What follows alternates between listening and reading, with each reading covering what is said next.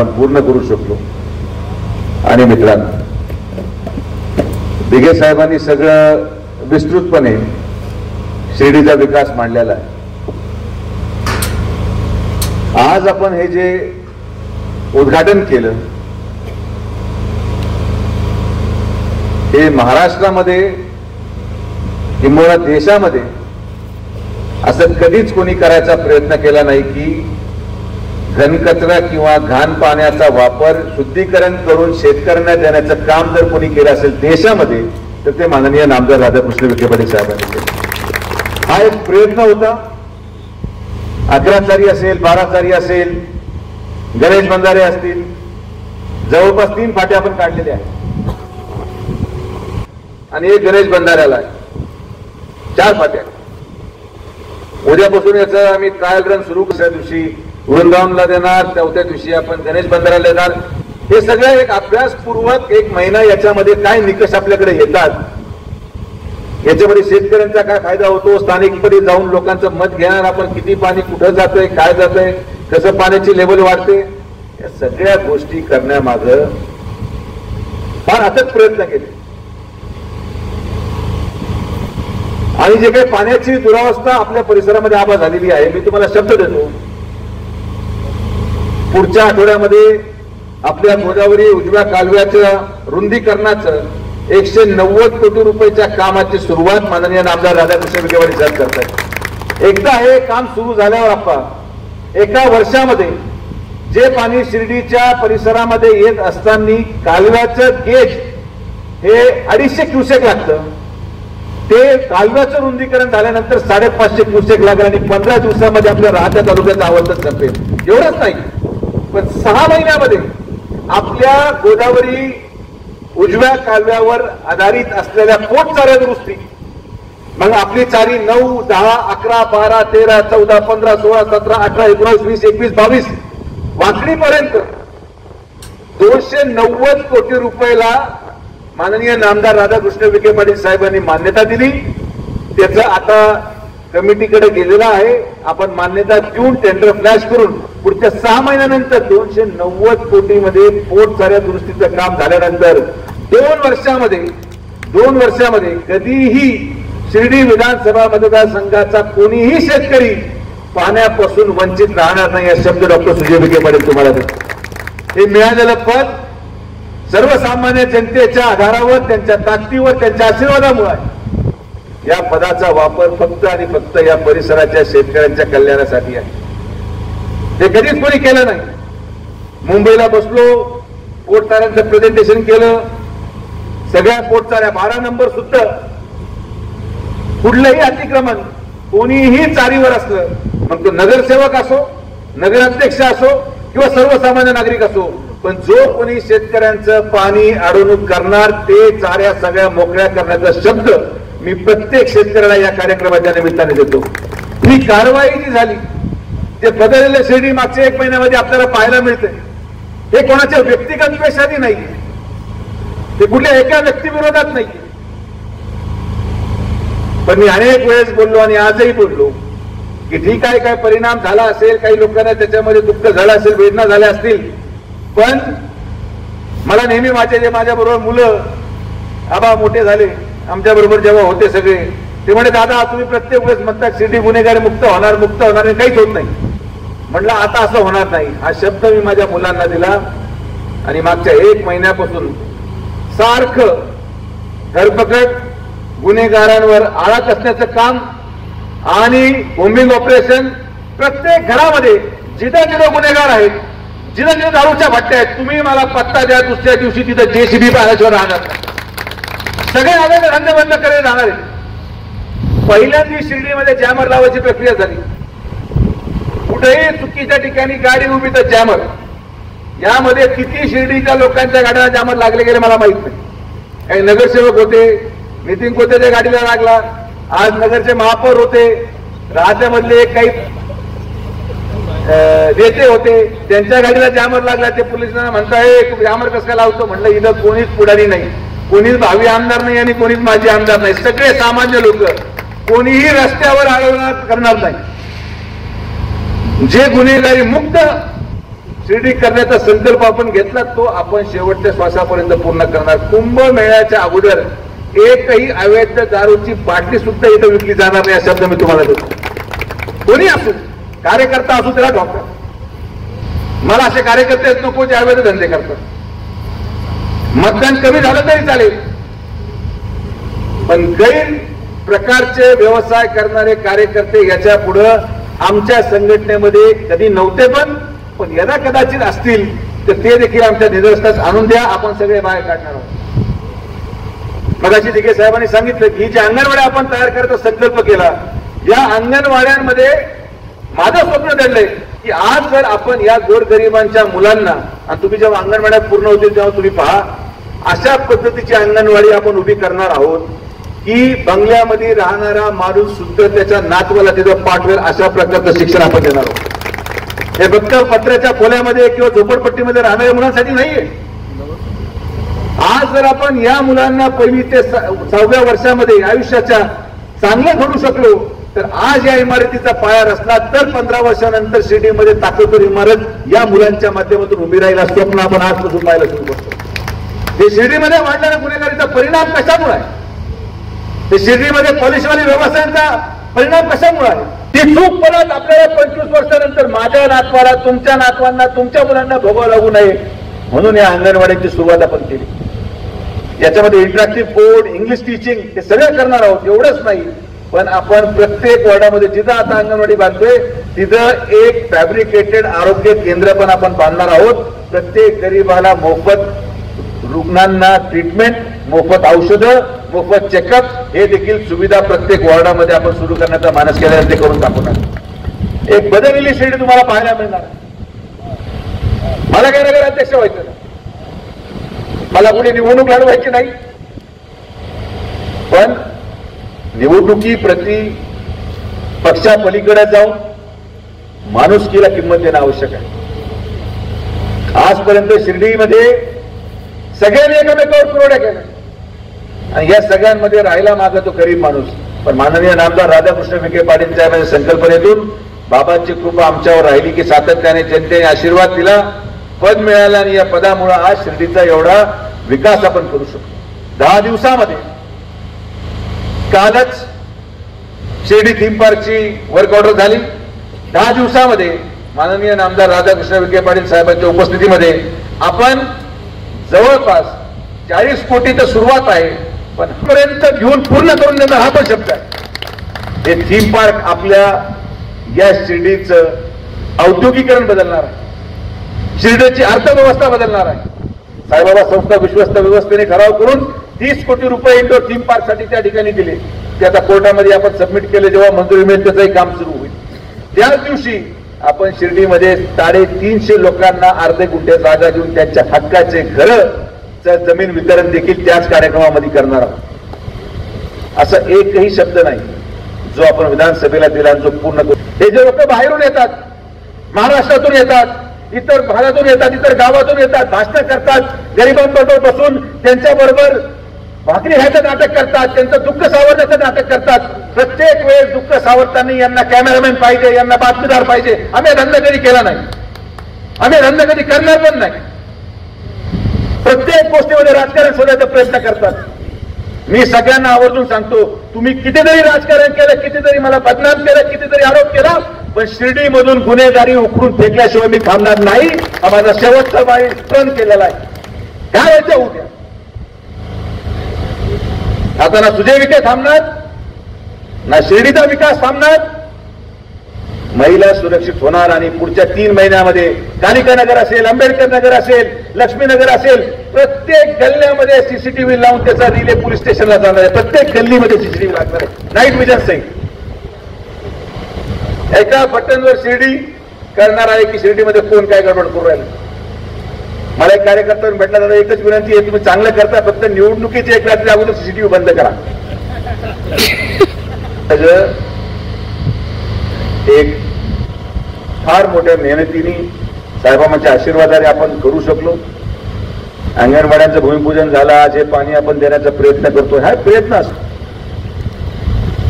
निरंतर विकास, आणि हा विकास गरजेचा आहे. कित्येक लोक 25, 40 वर्ष आमदार राहिले, पण शेतकऱ्यांना पाटाचं पाणी देऊ शकले नाही. आपण गटारीचं पाणी शेतकऱ्यांना शुद्धीकरण करून देऊ राहिलो, इथपर्यंत आपण पोहोचलेलो आहोत. हे आपली उपलब्धी आहे. आणि म्हणून विकास जर असेल तर कोणी किती जरी पुरवठा केल्या, काय परिस्थिती होती विधानसभेमध्ये शिर्डीची, कोण पुढे रात्री बैठका घेतल्या, कोण संगमनेरच्या नेत्याबरोबर बसलं, कोण रात्री तिकडे सेटिंग केली, कोण त्या सगळ्या मला माहिती आहे. मला कळत असं समजू नका. सगळ्यांच्या बैठका, सगळ्यांची चर्चा, सगळ्यांचे व्हॉट्सअप, सगळ्यांचे फोन, व्हॉट्सअप कॉल जरी केला तरी रेकॉर्डिंग माझ्यापर्यंत पोहोचल्या. तर जसं मी म्हटलो की वेळ असती नाही, जेव्हा वेळ येईल तेव्हा कळेल. अनेक लोक मुलं भेटतात मराठवाड्यातले, ते म्हणतात दादा तुमचं ते डायलॉग आम्हाला फार आवडला, तुम्ही हे वाक्य बोला की कोणाचाच हिशोब अपूर्ण ठेवायचा नाही, सगळ्यांचा हिशोब होता. आजही बोलतो, याच्या अगोदरही बोललो आणि यापुढेही बोलतो. गद्दारीला क्षमा नाही. सगळ्या गोष्टीला क्षमा असू शकते. तुम्ही संघटनेमध्ये राहून चुका करा, तुम्ही घरी झोपले, घरी झोपून राहिले, तुम्ही प्रचार केला नाही, सगळ्या गोष्टीला माफी आहे. पण तुम्ही माननीय आमदार राधाकृष्ण विखे पाटील साहेबांच्या सगळ्या ताकदीचा, सत्तेचा वापर करून तुम्ही त्यांच्याबरोबर जर गद्दारी करत असाल तर त्या गद्दारीला या शिर्डीच्या भूमीमध्ये क्षमा नाही. प्रामाणिक माणसं बिचारे बिना पदाचे पळत राहतात. काही लोकांचं वय झालं, काही आम्ही देऊ शकलो नाही, पण निरंतर सेवा. आज हे जे व्यासपीठावर बसलेत ना, जे पांढरे झालेत, त्याचे केस गेलेत, हे सगळे बिना पदाचे अपेक्षेने विखे पाटील कुटुंबाबरोबर एकनिष्ठ राहिले. असं संघटन जेव्हा माझ्या मुलांबरोबर मी या वयात जाईल, असं संघटन जर बांधायचं असेल तर त्याची सुरुवात देखील आजपासूनच करावं लागेल. लोकांना हे कळायला पाहिजे की आपण कोणाबरोबर आहोत. हे होणार, 100% होणार. चांगले परिणाम, वाईट परिणाम. नुसतं श्रीरामपूरला मी भाषण करून आलो 2 दिवसामध्ये, अख्खा इकडं सगळे. मी म्हणलं फक्त लक्ष घालणार तर 8 नगरसेवक, नगराध्यक्ष सहित सगळे भाजपमध्ये. मला काय कोणावर दहशत करायची नाही. मी फार सामान्य माणूस आहे. मी गरिबांसाठी काम करणार, मी शिर्डीच्या उज्ज्वल भविष्यासाठी काम करणार. आपल्याला कुंभमेळ्यापूर्वी शिर्डी पूर्णपणे तयार पाहिजे. ट्रॅफिकचं नियोजन व्हायला हवं. जेव्हा शिर्डीमध्ये एका दिवसामध्ये 10 लाख लोक येतील, त्या 10 लाख लोकांच्या नियोजनाची तयारी आपल्याला ग्रामस्थ म्हणून एकत्रित करावं लागेल. आणि म्हणून 10 लोकांची व्यवस्था, किंवा त्यापेक्षा जास्त जर लोक आले, अवघ्या 3 दिवस सलग सुट्टे असतं तर मंदिराचं दर्शनाचं नियोजन कोलमडतं. माझी हात जोडून ग्रामस्थांना विनंती आहे की अनेक गोष्टी आपण बदलल्या.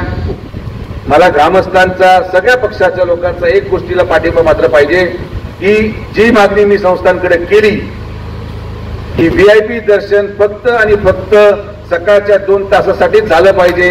ही भूमिका ग्रामस्थांनी मिळून आपण या आठवड्यामध्ये साईबाबा संस्थान विश्वस्त व्यवस्थेला निवेदन देणार आहोत की सकाळची काकड आरती झाल्यानंतर पुढचे सकाळचे 2 तास, सकाळचे 2 तासच फक्त VIP आले पाहिजेत. दिवसभर सर्वसामान्य माणसाने दर्शन घेतलं पाहिजे. याने 2 फायदे होतात. एक फायदा मी कॅमेरा पुढे बोलू शकत नाही, पण दुसरा फायदा की जे दलाल गोळे झालेले आहेत त्या ठिकाणी, जे साईबाबांच्या नावाने गोळे धंदा करतात, यांचा धंदा पण बंद पाडायचा आहे. कोणी आलं का?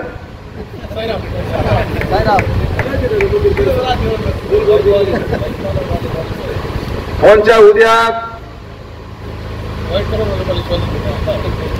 म्हणजे गरिबांवर कारवाई करायची आणि बंगलेवाले खुले आम साईराम करतात त्यांच्यावर कारवाई नाही, त्यांच्यावर पण कारवाई होणार हे शेवटपर्यंत सांगतात. सगळे श्रेणीमध्ये एक समान आहेत. कोणाला वाटत असेल की कोण कुठे आहे, कोणाचा पुढे लिंक आहे, कोणी डायरेक्ट वरती कॉन्टॅक्ट मध्ये, इथं पुढे कॉन्टॅक्ट करून उपयोग होत नाही. शिर्डीचं उत्तर शिर्डीमध्येच द्यावं लागणार हे तुम्हाला या ठिकाणी सांगणार. ना मी कोणाचं ऐकतो ना कधी ऐकलेला आहे. शिर्डीचा निर्णय हा ग्रामस्थ घेणार. आपण पुढच्या आठवड्यात एकत्रितपणे हे निवेदन देणार की तिरुपतीच्या धर्तीवर पहाटेचं जसं VIP दर्शन आहे तसं शिर्डी संस्थांमध्ये व्हावं. यासाठी पहिलं निवेदन देऊ, संस्थांना अभ्यास करायची संधी देऊ. नाहीतर त्या ठिकाणी VIP कल्चर आणि VIP दर्शन आणि एक दिवसभर जे VIP पासचा धंदा चालतो, या विरोधात महिन्याभरानंतर जर निकाल लागला नाही तर डॉक्टर सुजय विखे पाटील उपोषणाला शिर्डीच्या प्रांगणामध्ये बसणार. या बाबतीत शंका धरू नका. बाकी लोक साखळी उपोषणाला बसा, कारण की बरेचसे लोक उपाशी राहू शकणार नाहीत. आपण हे करणार, संस्थांना करावंच लागेल. येतो माणूस 2 मिनिटात लगेच घरी. लागले होते कोणाला मुरमाचे पैसे, कोणाला खडीचे पैसे, ते पैसे कमवून हॉटेल बांधलं, आता हॉटेल मोकळं आणि आश्रम फुल. अरे बाबा, संस्थान विश्वस्त व्यवस्थेने फक्त साई भक्तांची येण्या जाण्याची सोय केली पाहिजे. आपण तिरुपतीचं नाव घेतो, तिरुपतीने कधी आश्रम बांधले, तिरुपतीने कधी हॉस्पिटल बांधले, तिरुपती कधी मोफत भोजनालय तिरुपतीने चालू केले, काहीच नाहीये. ते फक्त त्यांचा येणारा घाट, तिथं पोलीस संरक्षण, चेकिंग, किती कडेकोट बंदोबस्त. एक दारूची बाटली सुद्धा वरती डोंगरावर बालाजीकडे जाऊ शकत नाही. आपल्याकडे साई आश्रम जेव्हा आपण साफ करायला जातो तर ट्रॅक्टरची ट्रॉली भरून दारूच्या बाटल्या निघतात. काय करायचं याचं?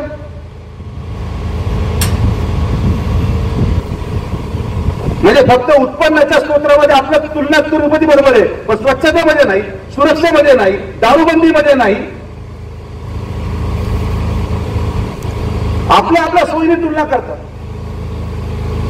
आम्हाला आमची शिर्डी सुरक्षित ठेवायची आहे. साई भक्तांना पूर्णपणे संरक्षण पण द्यायचंय. येणारा साई भक्त गेल्यानंतर म्हणला पाहिजे, यार मैं जब 3 साल पहले आया था तो शिरडी बड़ी गड़बड़ था, इस बार जाके आया इतना खूबसूरत शिरडी था, अभी तो मैं हर महीने हर हफ्ते जाऊंगा. हे वाक्य निघणाऱ्या साई भक्त तोडून आलं पाहिजे. ते काम आपल्याला करायचं. काही ठराविक लोक आहेत, अंबानी आले तरी तेच, हे आले तरी तेच, हे आले तरी तेच, हे आले तरी तेच, प्रत्येक व्हिडिओ शूटिंग मध्ये तेच आहे. करते बंगल्यामध्ये राहणार आहे का झोपडपट्टीमध्ये राहणार? त्या गरीबाला तर खायला पण काही नाही. तर हे सगळं चालणार नाही. ज्याला आवडतं त्याला आवडा. मला काय कोणाची सोय करायची, त्यामुळे सगळेच मला आवडले पाहिजे, तुम्ही सगळ्यांना आवडलं पाहिजे असं काही नाही. तुम्हाला माझ्याबद्दल जे बोलायचंय, जे सोशल मीडियावर टाकायचं टाका. ना कोणाच्या टाकण्याने माझं मतदान कमी झालं, ना कोणाच्या भाषणाने आम्ही पडलो. जेवढं मला विरोध कराल तेवढं मताधिक्य घेऊन परत विधानसभेमध्ये साहेबांना आपण निवडून आणू. तेव्हा विधानसभेला मी आलो, एकदम घासून पावा लागल असं घाम फुटला, शेजारच्या गडी इकडे सकाळ संध्याकाळ, याला आण त्याला आण, इकडून आण, देशाचा नेता, राज्याचा नेता, गल्लीचा नेता, बोळीचा नेता, कोण कुठं फुटलं, कुठं ही फुटलं, कुठं उघड फुट पडली, कुठं वाकडी फुट झाली, असं झालं तसं झालं. काय सोशल मीडियावर कोण कोणाबरोबर चाललं काही थांबपत्ता लागत नव्हतं. इथं बैठका तिथं बैठक, हा त्याच्याबरोबर गेला, साहेब मला फोन लावायचा, अरे रात्री तो तिकडे होता, तो याच्यावर, साहेब फोन बंद करा सगळ्यात पहिले. कितीतरी पुढारी आपल्या बाजूने गेले, लांब गेले, पुढारी सेटलमेंट केले, पण या मतदारसंघाचा गरीब माणूस हा तुमच्याच पाठीमागे उभं राहणार. त्यामुळे काळजी करू नका. सर्वसामान्य माणसामध्ये जाऊन आम्हाला त्यांच्या मनामध्ये असलेले भावना, त्यांच्या डोळ्यामध्ये असलेले अपेक्षा, आकांक्षा, गरीब माणूस जेव्हा मतदान टाकायला जातो तो हा विचार करतो की यार या माणसा व्यतिरिक्त दुसऱ्याला मतदान टाकलं तर उद्या आम्ही 1 वर्ष तरी जगू शकू का? आणि जेव्हा त्याला हे उत्तर मिळत होतं, काही झालं तरी विखे पाटीलच बटन दाबायचं आपण या मतदारसंघामध्ये. कारण की या माणसाने आम्हाला 50 वर्ष न्याय दिला, या परिवाराने आम्हाला 50 वर्ष न्याय दिला. त्यामुळे मी सगळ्या पुढाऱ्यांना सांगतो, मी कुठे जरी गेले पण या मतदारसंघाचे आमच्या परिवारापासून खासदार बाळासाहेब विखे पाटलांपासून तर माझ्यापर्यंत आम्ही काही असे लोक कमवले की ज्यांना कापलं तरी विखे पाटीलच दिसणार, असे लोकांच्या जीवावर आम्ही राजकारण करतो. अशा सर्वसामान्य कार्यकर्त्यांच्या जीवावर आम्ही राजकारण करतो. नामदार साहेबांचं राजकारण 3 पुढाऱ्यांवर नाहीये. फक्त आपण रोकडे घालतो. साहेब हा चालला बा, साहेब हा चालला बा, हा इकडे फुटला बा, काही फरक पडत. आमचा सर्वसामान्य कार्यकर्ता त्याचं काम त्याला माहिती आहे, तो प्रचार करतो, घरी जातो, मतदाराशी मतदान टाकतो, निघून जातो. हे असे लोक आपण कमवू शकलो, त्याचा मला आनंद आहे. आणि त्याच सगळ्या एकनिष्ठ लोकांना येणाऱ्या कालावधीमध्ये सुजय विखे न्याय देणार. किती जरी वाईटपणा घ्यावा लागला, काही जरी झालं तरी येणाऱ्या सगळ्या प्रक्रियेमध्ये जे लोक एकनिष्ठ राहिले त्यांनाच आमच्याकडून सगळी ताकद दिली जाईल हे तुम्हाला. त्यामुळे आपण सगळेजण आलात, मला विश्वास आहे की मिळून काम करू, शिर्डीचा विकास एकत्रित करू. नगरपंचायतीला फार वेळ आहे अजून, लगेच काय भांडणं करू नका. काय होतं का नाही तोपर्यंत दिघे साहेबच आपले नगराध्यक्ष आहेत, त्याच्या नेतृत्वाखाली आपण काम करत आहोत आणि 2ला डबल चान्स आहे, दुसऱ्यांदा नाही अध्यक्ष झाले. चांगलं काम माननीय शिवसाहेबांचं आहे. नगर परिषदेच्या प्रत्येक कर्मचाऱ्याचं काम उत्कृष्ट आहे, इंजिनियरचं काम उत्कृष्ट आहे. तुम्ही जेव्हा 1 वर्षानंतर त्या थीम पार्कच्या बाजूला जाल, आज आंबेडकर नगरचा रस्ता मोकळा झाला, तिथं आपण कुंभच्या दृष्टिकोनातून फार मोठं, जसं संगमवाडी ब्रिजला पार्किंगची व्यवस्था केली होती, कसे तिथं पार्किंग लक्झऱ्या सगळं हे फार मोठा संकल्प आहे. प्रसंगाचा रोड आपण रुंद केला. आज आंबेडकर नगर जे तुटलं त्या ठिकाणी सर्वसामान्य माणसाने विश्वास तुमचं मोकळं केलं. तिथं आपण जवळपास 50 फुटी रस्ता थेट थीम पार्कला नेणार आहोत. शिर्डीची पूर्ण ती बाजू जी कित्येक वर्षापासून वंचित होती, ती पुढच्या 5 वर्षामध्ये शिर्डीच्या सगळ्यात मोठ्या विकासाला हातभार लावणारी बाजू झाली. त्यानंतर पिंपळी रोड आपण करू, त्याचा पण नंबर लागणार. ते पण होते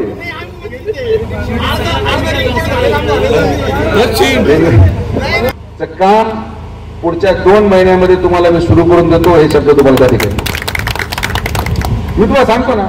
याच्या पुढे जो म्हणाल दादा माझं काय, त्याला सगळ्यात पहिलं पाठीमागं दादा आमचा विचार करा, त्या माणसाला लगेच गाडी टाकून त्याचं काम केलं जाणार. व्यक्तिगत स्वार्था पलीकडे जाऊन शिर्डीचा विकास होणार. नाराज झालं तरी चालेल, पण मला हा अनुभव आहे की शिर्डीचा जेव्हा विकास होतो तर गोरगरीब जनता त्याला पाठिंबा देते. हे काम आपण करणार आहोत. त्या शेडच्या होत्यामध्ये भरपूर गोष्टी आपल्याला करून घ्यायच्या आहेत. थांबा जाऊ, चर्चेतून आपला विषयांतर व्हायला नको. तर आपण सर्वजण आलात. मला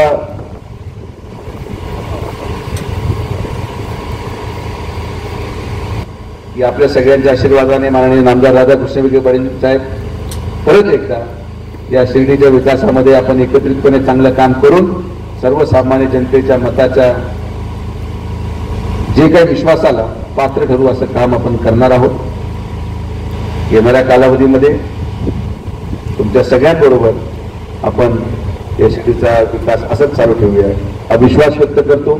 आपण सर्वजण आलात. मला काय भाषण करायचं नव्हतं, पण आता या पहिलं कार्यक्रम ज्याच्यामध्ये फक्त सगळे पुढारी दिसू राहिले, सामान्य माणूस नाही, म्हणून म्हटलं सगळं बोलूनच घ्यावं. तरी 2-3 गडी नाही दिलं, त्यांना मी फोनवर रेकॉर्डिंग ऐकून टाकतो. तर आपण सगळेजण आलात. नामदार राधाकृष्णजी विखे पाटील आणि खासदार डॉक्टर सुजय विखे पाटील यांच्या मार्गदर्शनाखाली एअरपोर्ट रोड लगत शिर्डी हद्दीत साईच्या ग्रुपच्या माध्यमातून रामनगरीचा भव्य प्रोजेक्ट. वैशिष्ट्ये: शिर्डी एअरपोर्ट रोड लगत बस स्टॉप, शाळा, बँक 5 मिनिटांच्या अंतरावर, ड्रेनेज व स्ट्रीट लाईट.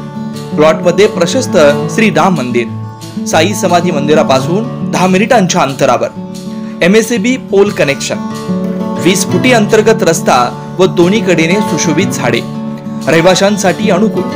शिर्डी नांदुर्गे शिवरस्ता लगत साई परिक्रमा मार्गालगत. प्लॉट लगत 18 मीटर प्रस्तावित रस्ता. तर त्वरा करा, आजच आपला प्लॉट बुक करा. बुकिंगसाठी संपर्क करा श्री गणेश तोरडमल 99 21 21 95 61, श्री शुभम वेणुनाथ गोंदकर 97 67 06 66 85.